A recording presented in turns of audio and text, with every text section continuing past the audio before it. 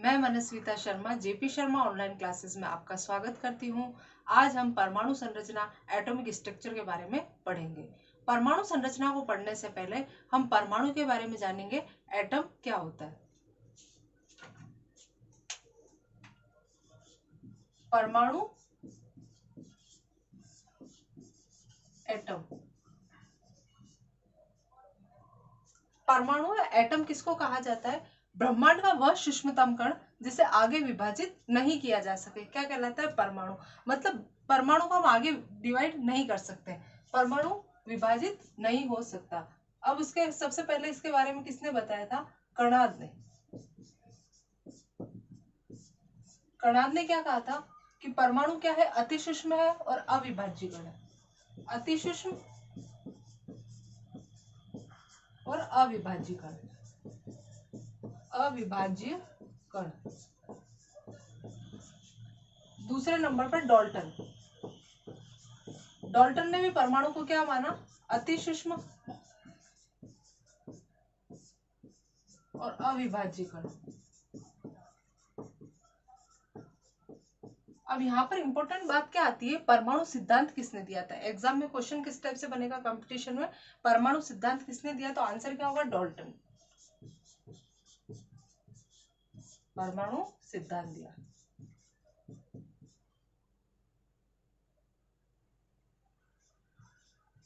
Dalton ने परमाणु सिद्धांत दिया था। उसके बाद परमाणु किनसे मिलकर बना होता है?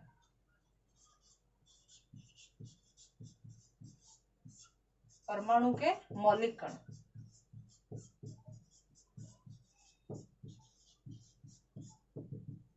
इलेक्ट्रॉन, प्रोटॉन और न्यूट्रॉन, ये तीनों क्या है? परमाणु के मौलिक कण है। परमाणु इनसे मिलकर बना होता है। अब अगर हम व्यवहारिक रूप से परमाणु को समझे कि परमाणु होता क्या है, तो यहाँ पर मैं आपको पत्थर का एग्जांपल लेती हूँ। ये मैंने एक पत्थर का टुकड़ा लिया।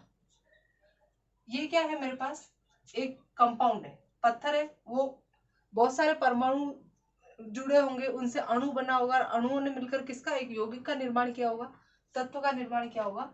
तो यहाँ पर ये पत्थर है, इसको मैंने बारीक कणों में तोड़ा, तो पहले इसके कुछ इस तरह से पार्टिकल बने।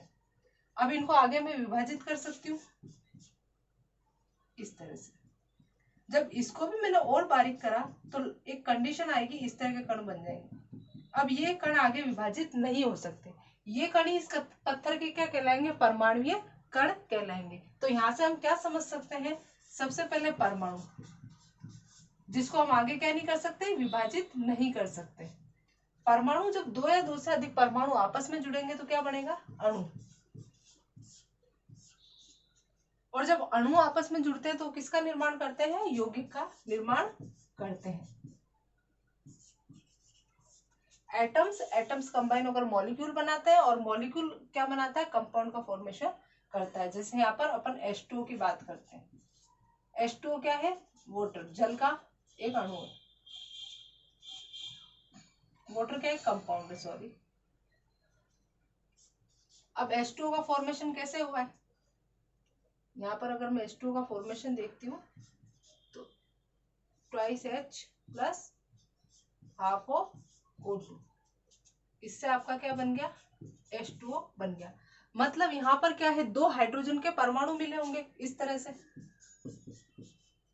H प्लस H, दोनों ने आपस में मिलकर क्या बनाया होगा? H2, और एक O2 का अणु मिला होगा।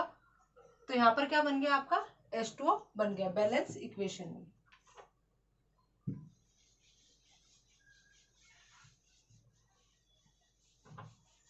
परमाणु के बारे में जानने के बाद अब हम जानेंगे परमाणु के मौलिक कण, एक एक उनके बारे में पढ़ेंगे। परमाणु के मौलिक कण मैंने आपको बताए थे अभी, इलेक्ट्रॉन, प्रोटॉन और neutron, fundamental particles of atom.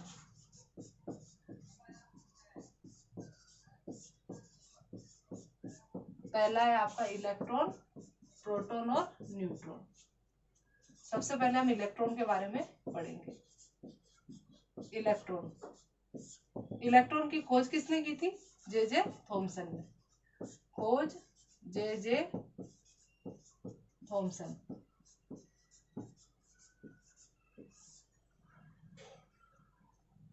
Electron की खोज जे थॉमसन ने कैसे की थी? उसने एक विसर्जन नलिका का प्रयोग किया था।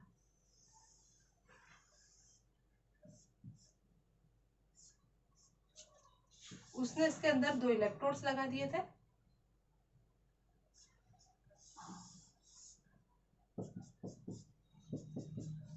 पॉजिटिव एनोड और नेगेटिव इलेक्ट्रोड कैथोड, और जिंक सल्फाइड का क्या कर दिया था, लेप कर दिया था। जैसे ही उसने इसके अंदर वोल्टेज लगाया, हाई वोल्टेज लगाया, तो क्या हुआ, कैथोड से किरण निकली और उन्होंने कहां पर मूव करा, एनोड की तरफ। इन किरणों का कैसे पता लगा, जिंक सल्फाइड का लेप किया था, इस वजह से क्या हुआ, जैसे ही किरणें यहाँ से निकलकर यहाँ पर गई तो उससे टकराने की वजह से हरे रंग की प्रतिदीप्ति उत्पन्न हुई। तो उसने पता लगाया कि कोई ना कोई किरण है वो यहाँ से यहाँ की तरफ जा रही है। तो जे थॉमसन ने इन किरणों को कैथोड किरण नाम दे दिया, कैथोड किरण। इलेक्ट्रॉन नाम स्टोनी ने दिया।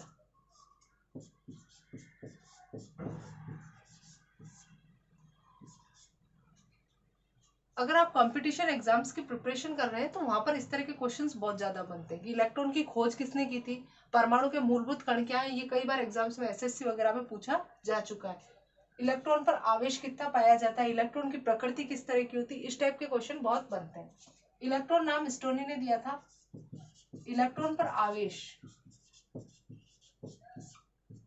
-1.6 इंटू 10⁻⁻19 कूलम।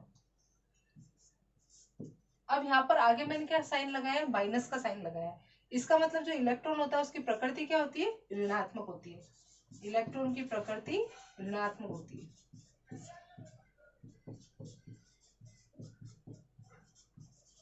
सिंबल आपको पता ही है, इलेक्ट्रॉन का ही सिंबल होता है। इलेक्ट्रॉन का द्रव्यमान 9.1 इंटू 10⁻31 किलोग्राम। और अगर हम इसको ग्राम में देखेंगे तो यहाँ पर 10 की पावर, किलो को कन्वर्ट कर देंगे तो 10⁻23 से इसको मल्टीप्लाई कर देंगे तो 9.1 इंटू 10⁻28 ग्राम।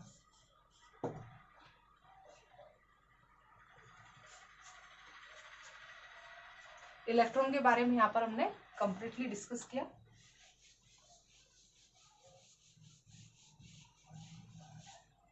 अब हम पढ़ेंगे प्रोटॉन के बारे में। प्रोटॉन खोज गोल्डस्टीन ने की थी, खोज गोल्डस्टीन। गोल्डस्टीन ने इसकी डिस्कवरी कैसे की थी, इसने भी यहाँ पर कुछ इस तरह से विसर्जन नलिका ली।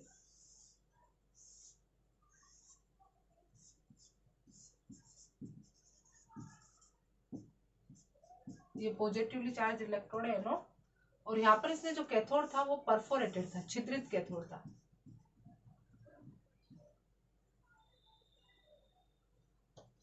ये आपका क्या है, छिद्रमय कैथोड।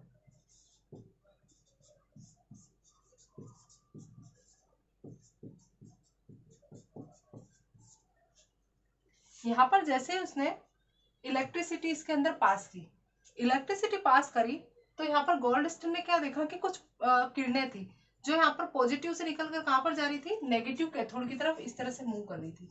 अब यहाँ पर उसने क्या करा था, इस विसर्जन नलिका के अंदर गैस को भी लिया था। उस वजह से जैसे यहाँ पर किरणें जाकर टकरा रही थी तो इन छिद्रों से निकलने के बाद वो चमक उत्पन्न कर रही थी, क्योंकि इसके अंदर गैस भरी हुई थी इस वजह से। तो उन्होंने इन किरणों को क्या नाम दे दिया, धन किरण। धन किरण,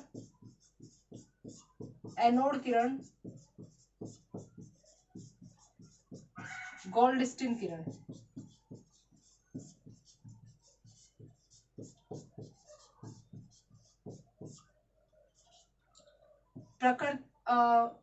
इससे पहले हम इसकी बात कर लेते हैं कि प्रोटॉन नाम किसने दिया था।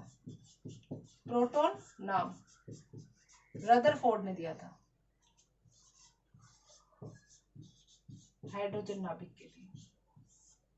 प्रोटॉन नाम रदरफोर्ड ने दिया। उसके बाद प्रोटॉन पर आवेश, प्रोटॉन पर आवेश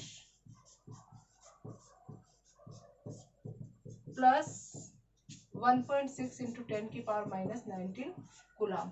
तो यहाँ पर हम समझ सकते हैं कि प्रोटॉन की जो प्रकृति है वो क्या है, धनात्मक है। प्रोटॉन का का द्रव्यमान, प्रोटॉन का द्रव्यमान 1.6 इंटू 10⁻⁻27 किलोग्राम, और ग्राम में 1.6 इंटू 10⁻⁻24 ग्राम। तो यहाँ पर हमने प्रोटॉन के कंप्लीट इंट्रोडक्शन के बारे में पढ़ा।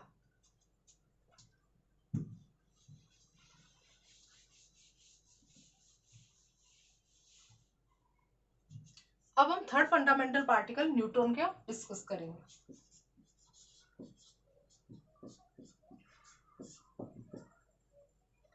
न्यूट्रॉन की खोज किसने की थी? जेम्स चैडविक ने की थी। खोज जेम्स चैडविक। अब न्यूट्रॉन की जो खोज थी वो इलेक्ट्रॉन और प्रोटॉन की जब खोज हो गई थी उसके काफी समय बाद हुई थी। इसके पीछे कारण ये था कि न्यूट्रॉन की प्रकृति क्या होती है? उदासीन होती है। इसी वजह से इसकी खोज लेट हुई थी। प्रकृति उदासीन।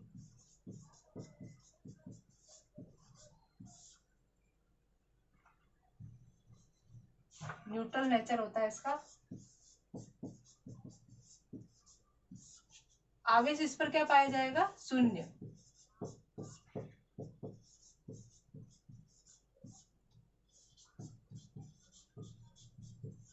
द्रव्यमान होता है इसका 1.6 इंटू 10⁻⁻27 किलोग्राम, और ग्राम में क्या हो जाएगा? माइनस का 24।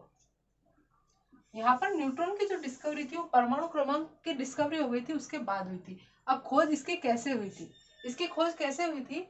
बेरिलियम का नाभिक लिया गया। बेरिलियम का नाभिक लिया गया और इस पर पॉजिटिव पार्टिकल्स, अल्फा कणों की बौछार की गई। इस तरह से इस पर अल्फा कण डाले गए। अल्फा कण डाले गए जिसकी वजह से किसकी खोज हुई? न्यूट्रॉन की खोज हुई। तो यहाँ पर बस आप ये ध्यान रख लेना कि इसकी खोज कैसे हुई। बाकी ये कोई बड़ा इश्यू नहीं है कि इसको आप याद करें। आप याद क्या रखेंगे? खोज जेम्स चैडविक ने की थी और इस पर आवेश शून्य होता है। अब उसके अलावा परमाणु में कुछ अन्य परमाणु कण भी पाए जाते हैं। अभी तो हमने फंडामेंटल पार्टिकल्स की बात करी थी कि ये तो मौलिक कण है, मुख्य रूप से परमाणु के अंदर उपस्थित रहते हैं। अब ये कैसे उपस्थित रहते हैं? ये बीच में नाभिक होता है। वैसे आगे हम मॉडल पढ़ेंगे तो उसके बाद ही हम जानेंगे इस चीज को, इसका अरेंजमेंट किस तरह से होता है। पर एक बार यहाँ पर आपको बता देती हूँ मैं कि ये नाभिक होता है जिसके अंदर प्रोटॉन और न्यूट्रॉन पाए जाते हैं, और इसके चारों तरफ कौन चक्कर लगाते रहता है? इलेक्ट्रॉन। अरेंजमेंट कुछ इस तरह से होता है। प्रोटॉन और न्यूट्रॉन सेंटर वाले पार्ट के अंदर पाए जाते हैं, और चारों तरफ चक्कर कौन लगाता है? इलेक्ट्रॉन। चारों तरफ क्या लगाते रहते हैं? चक्कर। इस तरह से इनका अरेंजमेंट होता है। मौलिक कणों के बाद कुछ अन्य परमाणु कण की हम बात कर लेते हैं। हेडिंग डाल लीजिए आप, कुछ अन्य परमाणु कण। ये भी पूछ लिए जाते हैं एग्जाम में।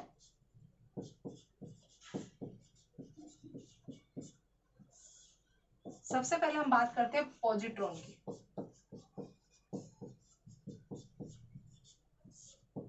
पॉजिट्रॉन। पॉजिट्रॉन की खोज C.D. एंडरसन ने की थी। खोज C.D. एंडरसन।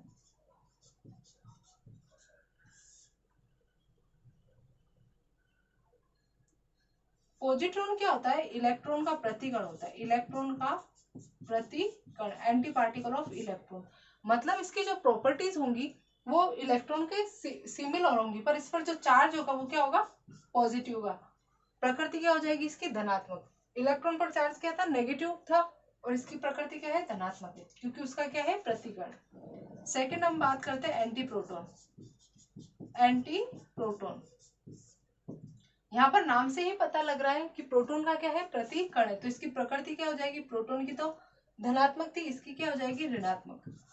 और इसकी खोज किसने की थी? सैगरे ने की थी। सैगरे ने की थी। जबकि इस पर द्रव्यमान इसका जितना प्रोटॉन का होता है उतना ही होगा।